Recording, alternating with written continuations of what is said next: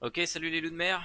Nouvelle vidéo où on va parler globalement de deux entreprises qui sont LTC Properties et puis Sabra Healthcare ROIT. Le but du jeu, c'est de vous trouver des bonnes petites entreprises pour investir sur la population vieillissante et globalement sur sur les boomers, etc. Là, on commence à avoir vraiment une population qui est de plus en plus vieillissante. Et les chiffres des entreprises qui profitent de ça sont exceptionnels. Typiquement, si vous regardez Essilor qui fait les verres des lunettes de vue, fait des chiffres de plus en plus incroyables. Alors, effectivement, il y a le vieillissement de la population, mais il y a aussi l'ordinateur avec la lumière bleue, etc. Bon, en tout cas, euh, le vieillissement de la population, ça c'est des données qui sont claires, qui sont sûres. En parallèle de ça, il y a la partie selfishness, le fait que les gens soient de plus en plus égoïstes et pensent un peu plus à eux avant de penser aux autres. Et à ça, on va rajouter du coup la partie métaverse. Euh, Vraiment dans la partie globale, hein, pas métaverse forcément dans la réalité virtuelle ou réalité augmentée, mais dans le fait de faire de plus en plus de choses de chez soi en fait, de plus beaucoup sortir, de voilà, enfin le fait d'enfermer un peu les gens dans leur bulle de confort à la maison, ça va aller dans le sens de ces entreprises là. Et pour moi, c'est des entreprises qui ont un avenir florissant. Bon, du coup, on va commencer avec Sabra Health. Donc, par exemple, Sabra Health, merde. Bon, en gros, ici, vous voyez, ils sont localisés aux États-Unis, principalement sur la côte est, plus que sur la côte ouest. Mais sinon, c'est à peu près bien réparti et on voit qu'il y a 421 propriétés. Donc, 421, c'est pas vraiment des immeubles, c'est pas vraiment des maisons, c'est un peu entre les deux. En gros, c'est des maisons de retraite. Donc 421 maisons de retraite. Alors si vous regardez, je sais pas, on peut prendre n'importe laquelle, hein, Bellevue Estate machin. Euh, ouais, je vais essayer de regarder, de vous ouvrir une page à côté. Hop. Pendant ce temps, je vais meubler. Donc ce qui est vraiment intéressant sur ces types de... Ouais, donc vous voyez par exemple c'est ça, hein. Je pense qu'on n'a pas pris la plus jolie. Euh, ouais, bon, celle-là, clairement, elle est moche. Ça fait très vieux. Mais bon, il y a du.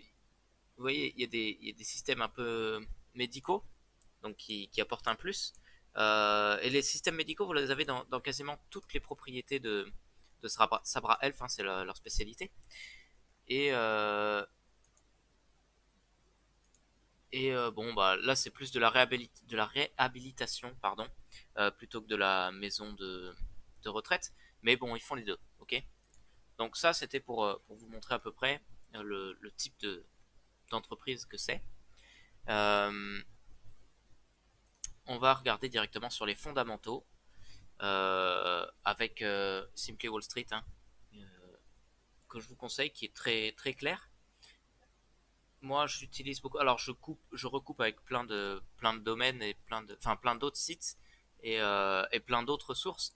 Typiquement, à côté, là, je suis en train de regarder du coup comment dire, les chiffres qui ont été publiés récemment là pour le troisième trimestre.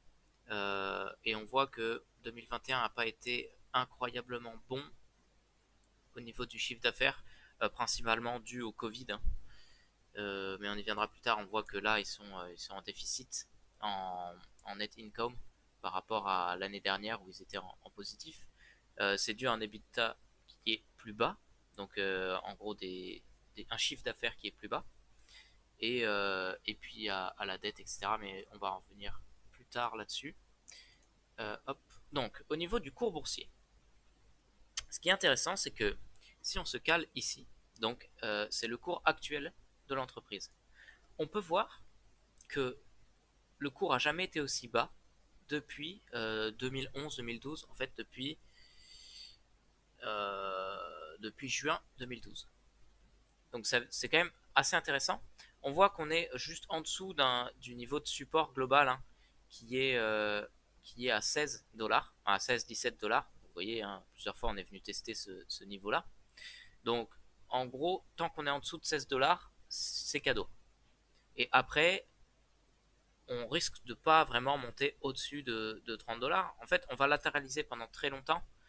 Et plus les fondamentaux de l'entreprise seront hauts et plus on va monter. Donc à très long terme pour moi, sur du 10, 15, 20 ans maximum, ouais, entre 10 et 20 ans, on devrait pouvoir vraiment avoir une courbe ascendante puisque la population est vieillissante. Cependant, même à court terme, on va pouvoir commencer à remonter un petit peu comme on a fait après 2011 pour pouvoir latéraliser sur des niveaux qui seront plus hauts, autour de 25-30. Donc c'est-à-dire le double de ce qu'on est aujourd'hui, en plus des dividendes mensuels qui vont verser chaque année.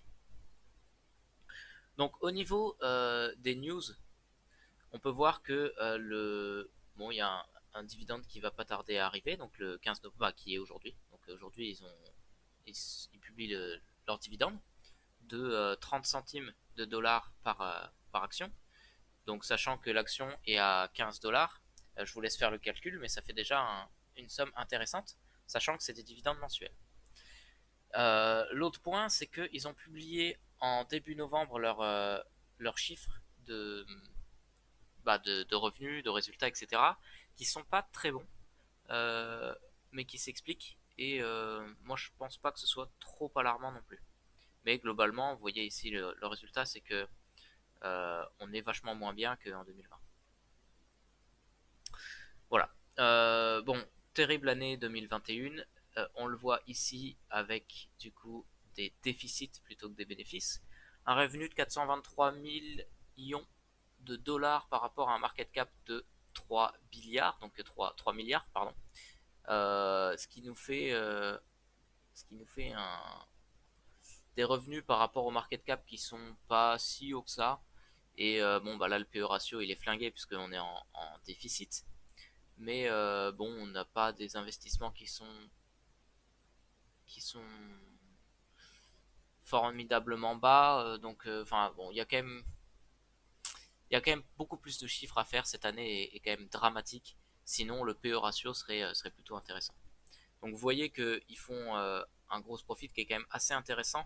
Mais c'est que cette année, ils ont beaucoup trop de dépenses à couvrir. Et du coup, ça leur fait du déficit. Sinon, le revenu est à peu près correct et le profit qu'on en tire est quand même assez bon, mais les dépenses sont trop hautes. Donc voilà le gros problème de l'entreprise cette année.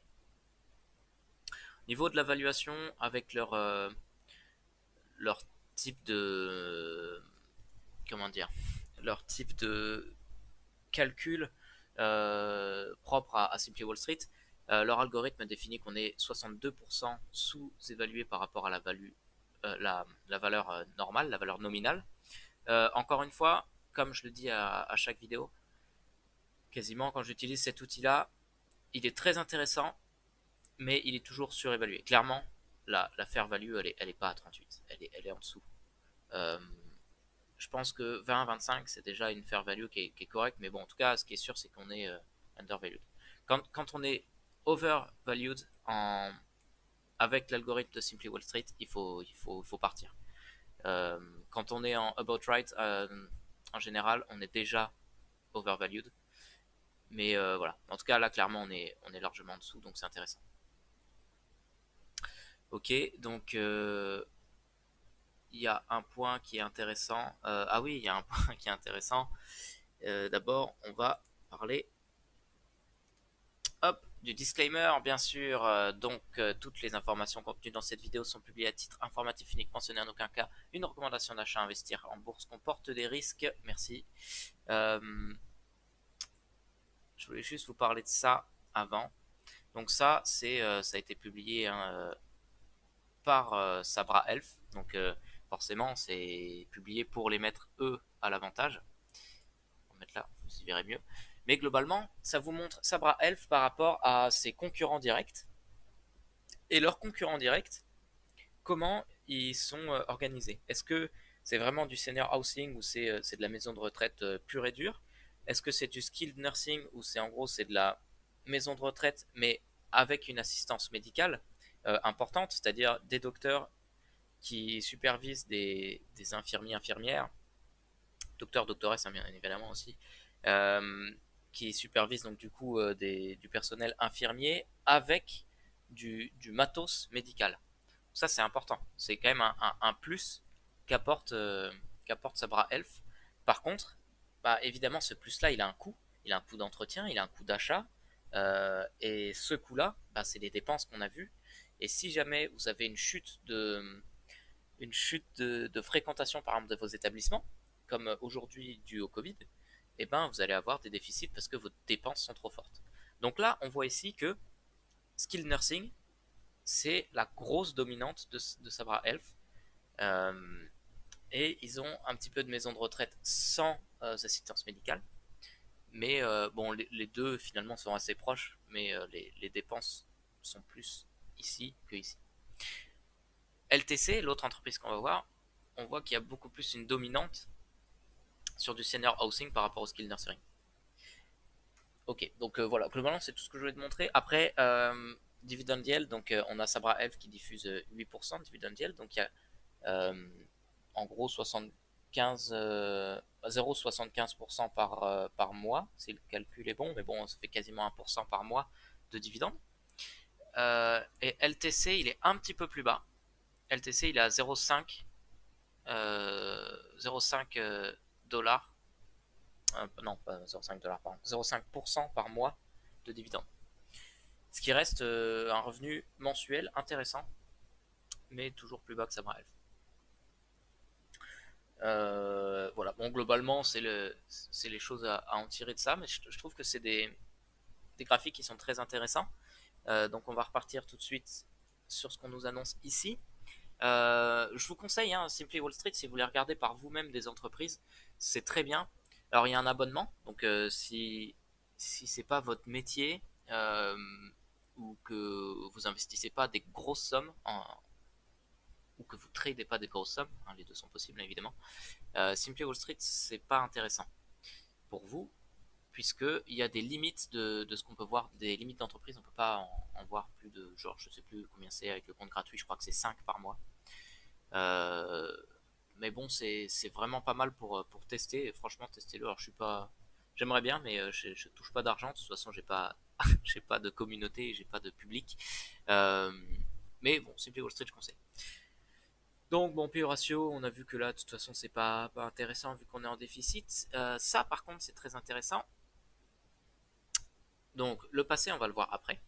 Le futur, on voit qu'il estime florissant avec des bénéfices qui sont comme en 2020-2021. Au final, là, les bénéfices sont là. Et à partir du deuxième semestre euh, 2021, on a annoncé des grosses pertes. Donc en fait, le premier trimestre, pardon, deuxième trimestre, premier trimestre était bon, on était constant. Et puis ensuite, on s'est fracassé. Et là, on a continué à se fracasser sur septembre. Donc voilà, ici, on est là. Et on considère remonter rapidement d'ici deuxième trimestre 2022 pour revenir sur un rythme de croisière qui était à 200 millions d'euros. Donc voilà, les analystes prévoient un futur où on revient en rythme de croisière. Personnellement, alors c'est vrai que 2022-2023 c'est peut-être trop court-termiste, mais d'ici 2025, moi je vois vraiment augmenter ce type d'entreprise puisque bah, la population vieillissante va nous permettre ça. Donc, earning per share, globalement, c'est quasiment la même chose, sauf que c'est rapporté au cours boursier finalement, puisque c'est rapporté au prix de l'action. Donc, bon, ça dit à peu près la même chose. Retourne en equity, ouais, bon, de toute façon, c'est à peu près, ils sont à peu près comme leur milieu, donc c'est voilà. Bon, là, on commence à arriver sur des courbes qui sont intéressantes. On voit que ils peuvent générer des pics déjà de fréquentation. On voit que leur cours moyen de bénéfice était là.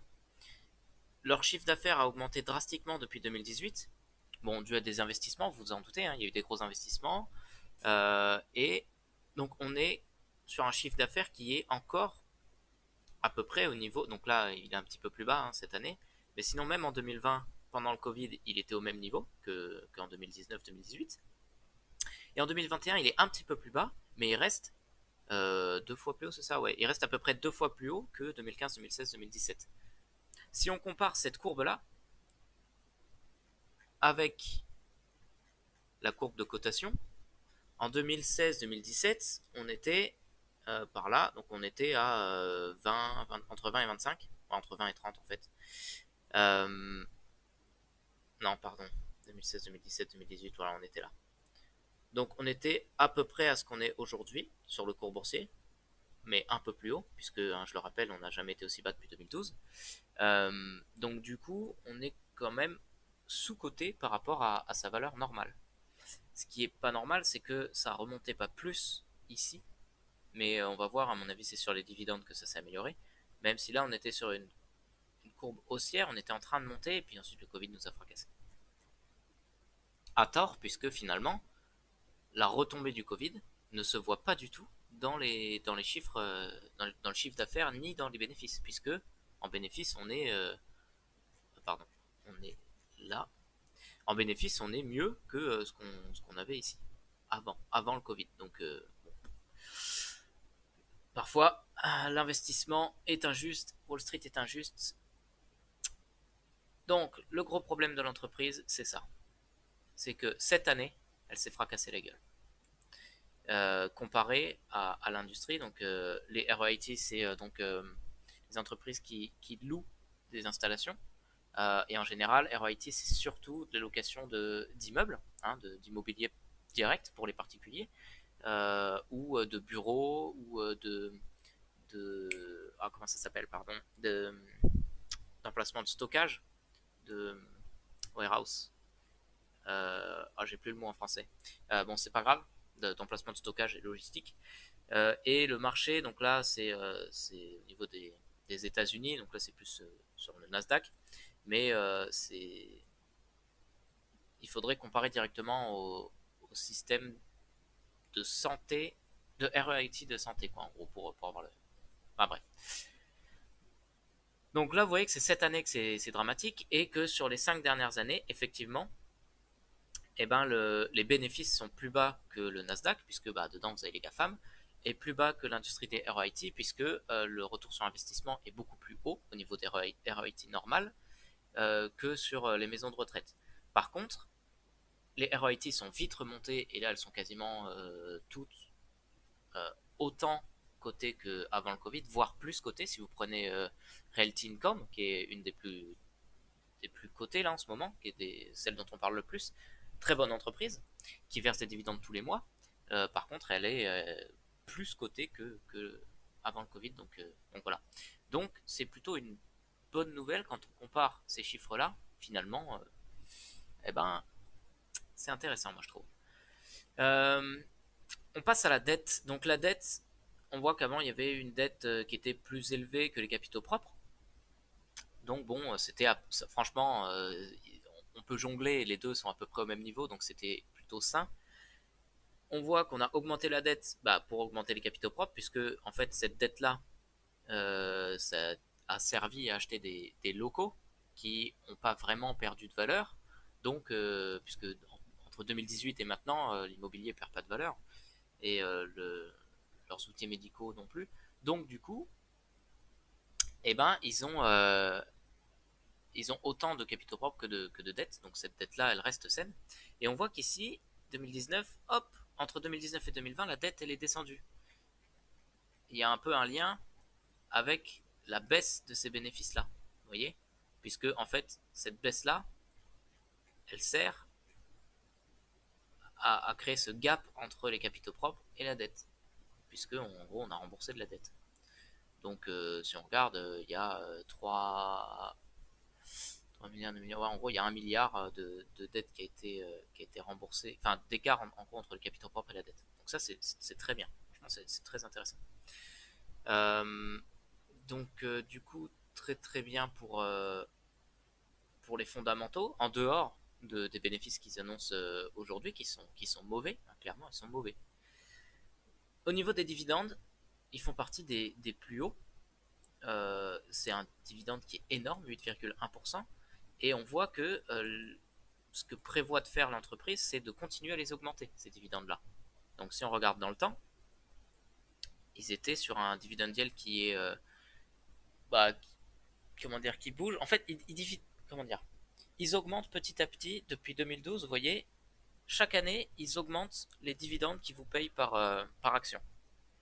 Donc, si vous avez des actions que vous commencez maintenant, les dividendes qu'on vous versera seront toujours de plus en plus hauts. À part, c'est une crise majeure comme ici le Covid, où on est passé du coup de 13% de dividend yield à 7%, à 8%. Mais sinon, bah, ça fait que monter. Et on voit que même depuis le Covid, bah, ça recommence à monter petit à petit. Donc voilà, très intéressant.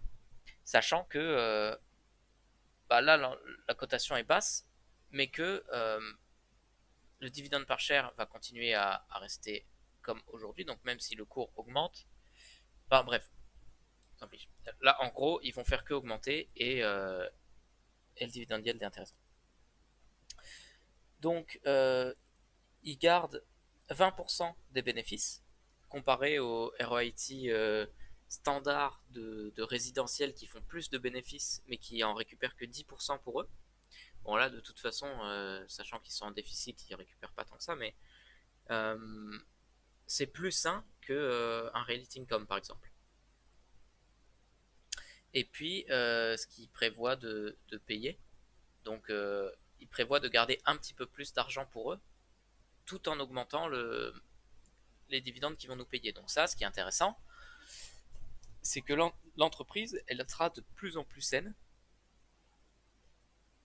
Et ici, on a bah, les bénéfices de l'entreprise en jaune et le salaire du PDG en bleu. Donc vous voyez que bon, clairement, il est pas malheureux, hein, il se fait du 1 million par an.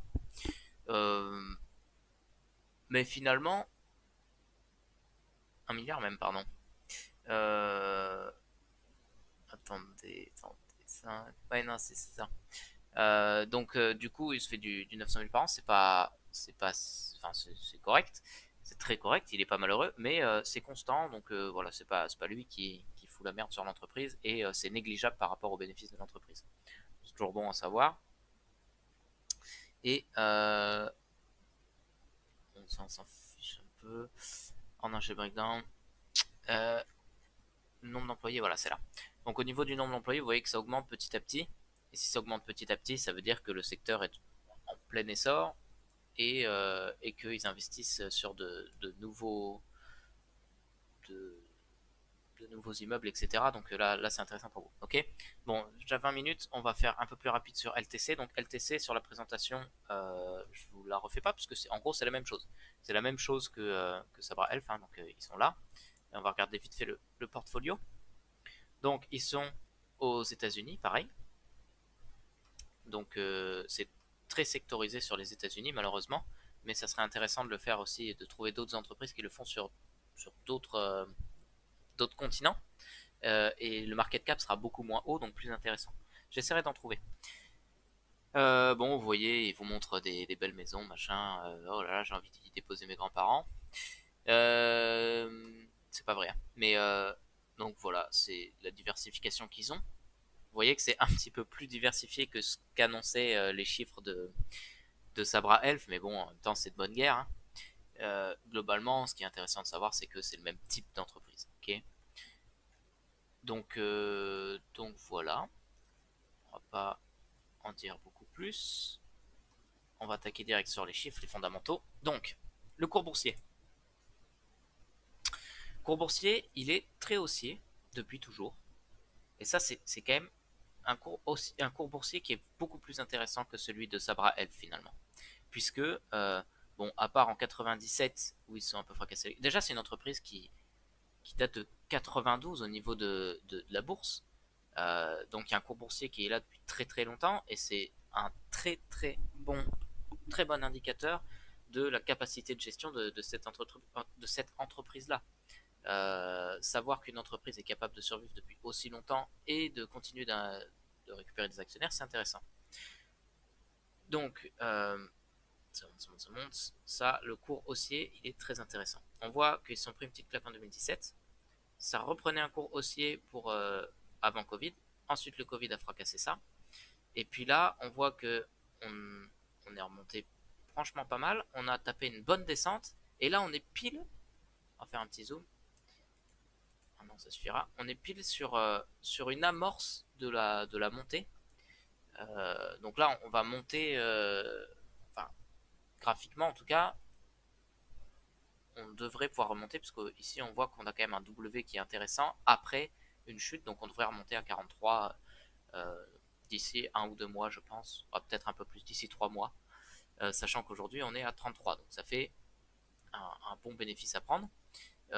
Et en gros, on devrait continuer à monter petit à petit, puisque les chiffres sont pas trop mauvais. Donc ici, au niveau des news, des nouvelles, on a les dividendes qui vont arriver. Donc 19 centimes, vous voyez que c'est des dividendes qui sont plus faibles que Sabra Elf, mais ça de toute façon ils nous l'ont annoncé tout à l'heure, donc on n'est pas surpris. On a un troisième trimestre qui est un peu mauvais, qui est moins dramatique que Sabra, mais qui est un peu mauvais, donc ça aussi on le sait, puisqu'ils sont soumis aux mêmes contraintes que Sabra. Donc s'il y en a un qui trinque, c'est tout à fait logique que les autres trinquent. Et puis, voilà. Donc, on voit qu'ici, c'est plus mauvais, mais c'est quand même. Enfin, c'est mauvais, je veux dire, en chiffres par rapport à ce qu'ils font d'habitude, mais c'est quand même beaucoup mieux, puisque ils ont un gros profit par rapport au revenu qui est bon, puisqu'ils ont un coût sur revenu qui est assez faible, qui est plus faible que Sabra. Donc, c'est ce qu'on disait, hein, ils ont des installations moins énergivores, ben, moins gourmandes financièrement. Et des dépenses qui sont plus faibles. Donc du coup, les bénéfices sont très bons par rapport au chiffre d'affaires. Hein, vous voyez, il y a quand même des bénéfices qui sont franchement très bons par rapport au chiffre d'affaires. L'autre point qui est important, c'est qu'on a un PE ratio qui est à 22, c'est pas énorme, et un PS ratio qui est à 8,3, donc franchement c'est pas énorme non plus. Donc là on est plutôt sain, et c'est très intéressant d'investir sur des entreprises qui sont saines comme ça quand elles versent des dividendes aussi hauts et mensuels. Donc pareil, on est sous-évalué, donc je vous refais pas le couplet puisque ça fait déjà 27 minutes de vidéo, mais on est 57% sous-évalué d'après eux, et d'après moi peut-être 20-30%. Mais bon, ça se prend sur des entreprises qui versent des hauts dividendes. Donc là, on voit que le PE ratio est vachement bien,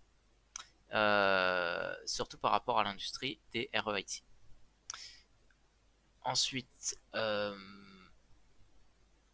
price earning, quand même assez faible, ça c'est un peu dommage. Donc en gros, il considère que les bénéfices sont assez faibles en ce moment. Et puis le price to book est un petit peu mieux que l'industrie, que le marché, donc c'est intéressant. Pas, casse pas trois pattes un canard non plus, mais c'est quand même intéressant. Ça c'est intéressant, c'est de voir ce que prévoient les analystes pour le futur. On prévoit un développement flat. Le développement flat, en gros, il est là parce qu'en 2021, on est tombé un petit peu, donc on a peur. Moi, personnellement, je le vois plus haussier que flat, même si là, on voit qu'il est quand même un petit peu haussier. Globalement, il prend pas une courbe hyper haussière, donc c'est un peu dommage. Bon, au-delà de ça, on voit que c'est sain. On voit qu'il y a du bénéfice, et qu'il y a du bénéfice depuis un petit moment, et qu'on prévoit encore du bénéfice. Donc, c'est beaucoup, beaucoup, beaucoup plus sain que Sabra Elf. Pour un cours qui est à peu près identique. Je suis investi sur les deux, je préfère le dire maintenant. Je suis investi dans les deux, mais là, au terme de cette analyse, je vais réallouer des fonds sur LTC que j'avais enlevé parce que ça chutait, et je voulais le réinvestir sur des cryptos. Là, les cryptos vont commencer potentiellement à latéraliser, en tout cas sur celles que j'ai. Donc, je vais faire des prises de bénéfices, et je vais repartir sur du LTC pour mettre mon argent au chaud, toucher mes dividendes, et potentiellement revenir sur des cryptos plus tard. Ok, on continue. Le passé, voilà, ça très intéressant. On voit que de 2015 à 2021, on est très stable. On a un chiffre d'affaires qui est plutôt haussier pour des bénéfices qui sont en descente. Donc on va voir derrière si on a remboursé de la dette. À ce moment-là, c'est de la descente qui se justifierait tout à fait, comme ça s'est justifié pour Sabra Elf.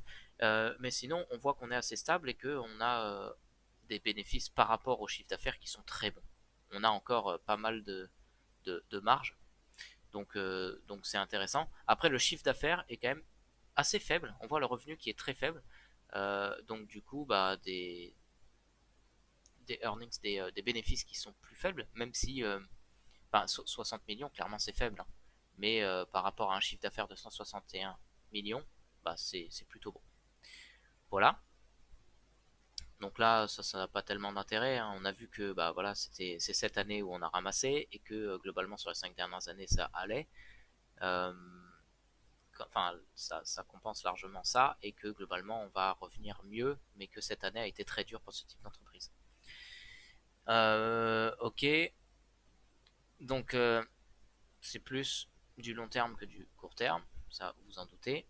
On voit que finalement on n'a pas remboursé énormément de dettes, mais qu'au niveau des capitaux propres on est toujours au-dessus de la dette, donc ça reste une entreprise qui est saine, surtout pour des entreprises qui versent des dividendes.